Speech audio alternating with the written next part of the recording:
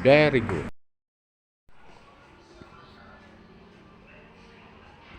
Ayusin lang natin. Okay na? So, yan. Okay na yan. Good morning, mga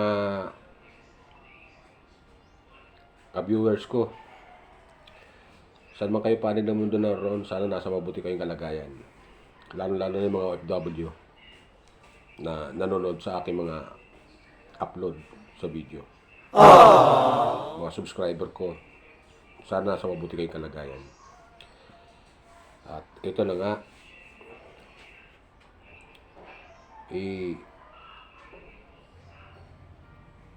magko-comment lang ako doon regarding dito sa kay Kalingap Rab. Ang pamagat itong aking upload ay ang ganda ng bahay ni Dara. So yun, napanood ko yung upload ni Kalingap Rab isang araw regarding sa ribbon cutting doon kay Dara. Doon sa bahay niya na bago ngayon na pinagawa ng Kalingap team sa pangunguna ni Kuya Bal Santos Matubang. So yun, sa akin lang, napakaganda nung napanood ko na yun. Maganda yung bahay ni Dara. Maliwalas at kumpleto sa gamit. Ang galing talaga ni Kalingap Rab talaga. Talagang sobrang bait talaga itong si Kalingap Rab kung paano tumulong. Talaga pag sinabi niya konkreto yung bahay, konkreto talaga. Maganda talaga. Sabi nga ni Kuya Bal, yung bahay ni Dara ay umabot ng kalahating milyon ang pagpagawa. Pero kung dito sa syudad yan, ng Maynila, yung bahay ni Dara, nagkakalaga ng mga 5 milyon sa panahon ngayon. Yung ganung bahay, 5 milyon hanggang 6 na milyon. Maganda yung ginawa talaga. Bilib talaga ako. Kaya, shoutout sa iyo, Kalingap Rab. Patuloy mo lang po yan yung ginagawa mong pagtulong sa ating mga kababayan na nangangailangan. At yun lang yung sa akin na binibiliban talaga sa inyo. Talaga ang ginagawa nyo talaga yung nararapat para sa mga kababayan natin na nangangailangan. Nakakahanga ka talaga, Kuya Rab. Kuya Rab.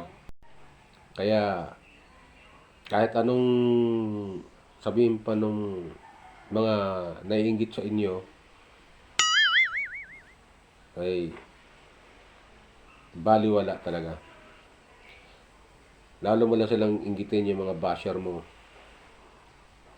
Lalo na yung mga dati yung kamiyembro sa Kalingap na tinulungan nyo dati. Ngayon ay kumakalaban na sa inyo. Kumakalaban at kung ano-ano mga sinasabi sa social media. Kaya pagpatuloy nyo lang yan. Napakaganda nung adhikain ninyo para sa mga kababayan natin diyan sa Bicol. Kaya bilib talaga ako.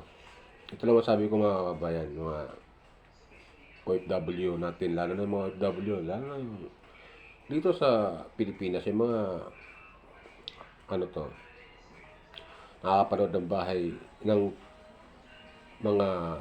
Kalingap team sa mga project nila sa mga kababayan natin na nangangailangan. Napakaganda. Panood ko na yun, talaga ang ganda. Tapos, yung lugar na Dara, talagang malayo sa kabiasnan. Malayo sa kabiasnan, tahimik, maliwalas. Tapos yung paligid, yung likod nun, palayan. Saan ka pa? At ito naman sa akin kay Dara. Kay Dara naman. Kape tayo. Kabayan ko, kape tayo. Yung nasabi ko rin naman kay Dara, yung tulong na binibigay ni Kalingap Rab at ng Kalingap Team at ng mga sponsor, ingatan niya. Ingatan niya.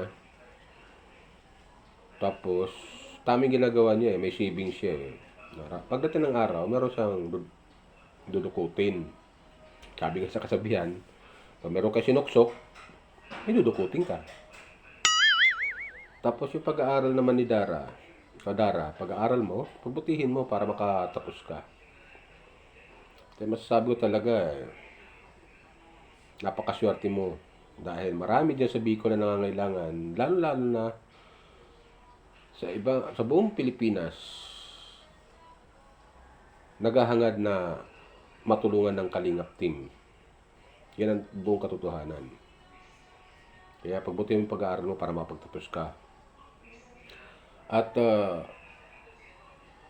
kita ko na may potential ka na balang araw, pag ikay marami nakakakilala sa'yo, marami nang nakakita sa'yo, potential na pwede ka kasing beauty queen eh. Kasi matangkad ka na bata. Ito Dara, bata pa, 15 years old pa lang. Pero matangkad kang bata, talagang malayo mararating mo. At yung pangarap mo na kurso na yon na gusto mong makuha, matutupad yan basta pagbutihin mo na yung pag-aaral mo. Huwag kang masyado magbabarkada. At nakikita ko naman din yun na talagang hindi ka masyado babarkada. At ang nagiging barkada mo dyan, ayun nga, yung Kalingap Team, boys. Yung Kalingap Team na mga sila, yung angels. Kayo mga mga angels. Kalingap angels kung tawagin ni Kalingap Rab. Napakaganda, kaya ingatan mo na yan. Ingatan mo yan. Pagsikap ka pag-aral, susuportahan ka naman ng Kalingap Team. Lalo na ni Kuya Rab. Stay humble ka lang. Stay humble. Talagang maging mabait ka lang na bata. At kami mga viewers na nanonood sa'yo, talagang believe sa'yo. Kaya huwag mong sirain yun. Huwag mong sirain yun. Pupatuloy mo lang. Kahit tapos na yung bahay mo, sabi nga ni Kuya Bal, tuloy-tuloy pa rin ang pagtulong nila sa iyo. Sa inyong magkapatid ni Bea. Dalawa kayo magkapatid ni Bea. Tama lang yan. Kaya bilib ako sa iyo. Napaka-strong mo talagang bata.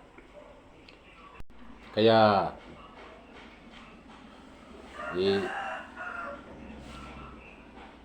ikaw naman na to,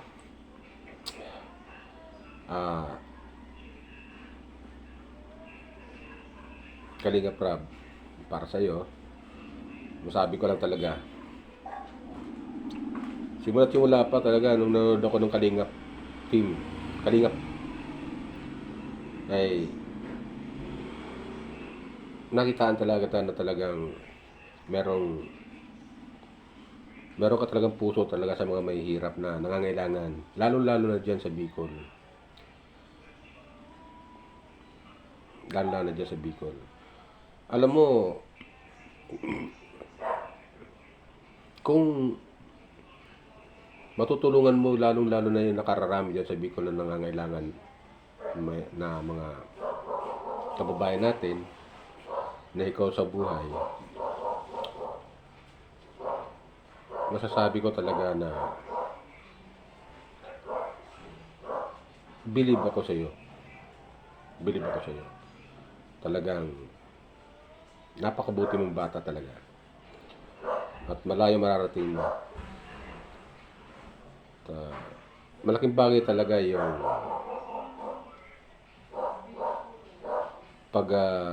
tulong mo sa mga nangangailangan diyan sa Bicol.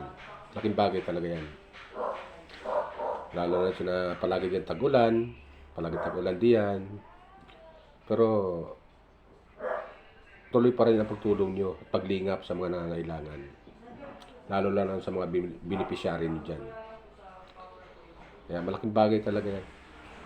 Kalingap Rab. maganda talaga yung mga nasimulan mo. Kaya pagpatuloy mo lang yan. Manang-mana ka talaga sa tatay mo talaga. Ganon, tatay mo eh. Si Kuya Bal, talagang matulungin talaga sa kapwa.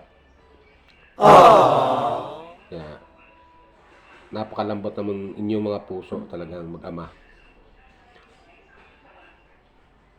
Tapos, ganoon din si Atid na umaalalay din sa inyo. At ang buong team ng Kalingap. Kaya congratulations sa inyo ha, na mga Kalingap team sa panguna ni Kuya Bal Santos Matubang. So, sa akin lang, sana po, mapasyalan nyo naman kami dito sa bandang Luzon. Baka meron naman kayo mga... Kasi huling napanood ko na upload nyo na tumulong kayo sa Luzon, dito sa Rizal. Sa bandang Binangunan ba yun? Marito maraming nangailangan ng tulong talaga. Naghahangad. Kaya napakaswerte nung nandiyan sa Bicol. Siyempre, bago nyo tulungan dito sa bandang Luzon,